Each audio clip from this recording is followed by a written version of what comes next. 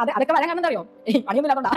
ദീപിക പദുക്കോൺ പണിയൊന്നുമില്ല, വളരെ കുറച്ച് സിനിമകൾ അഭിനയിച്ചു and appointed as India's first mental health ambassador.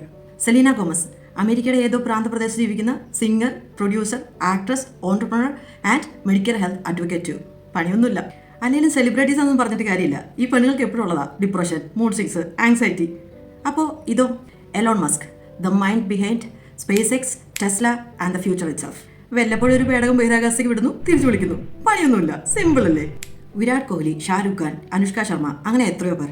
പുറത്തിറങ്ങി കാറ്റുകൊണ്ട് ഒരു കട്ടനടിച്ചാൽ തീരാവുന്നുള്ളൂ നിന്റെ ഡിപ്രഷൻ എന്ന് പറയുന്നവരുണ്ട്.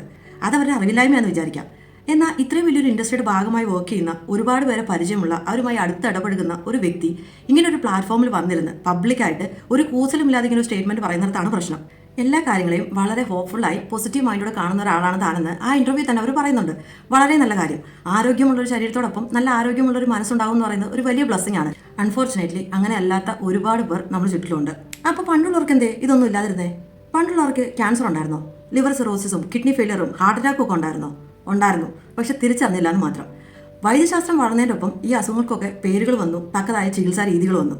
ഒപ്പം മനുഷ്യന്റെ ജീവിതശൈലി മാറിയപ്പോൾ രോഗങ്ങളുടെ എണ്ണം കൂടി. ഇത് തന്നെയാണ് മെന്റൽ ഹെൽത്തിന് സംഭവിച്ചത്. ഡിപ്രഷനും ആങ്സൈറ്റിയും മൂഡ് സ്വിങ്സും ഒക്കെ ഉണ്ടായിട്ടും അത് തിരിച്ചറിയാതെ പോയ, പരിഗണന കിട്ടാതെ പോയ ഒരുപാട് പേര് നമ്മുടെ ചുറ്റിലും ഉണ്ടായിരുന്നു.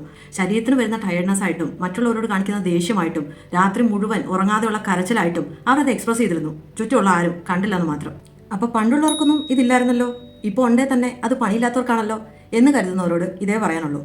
ആട് ജീവിതത്തെക്കുറിച്ച് പ്രിയപ്പെട്ട ബെന്യാമിൻ പറഞ്ഞ അതേ കാര്യം. നമ്മൾ അനുഭവിക്കാത്ത ജീവിതങ്ങളെല്ലാം നമുക്ക് വെറും കെട്ടുകഥകൾ മാത്രമാണ്. Thank you for watching.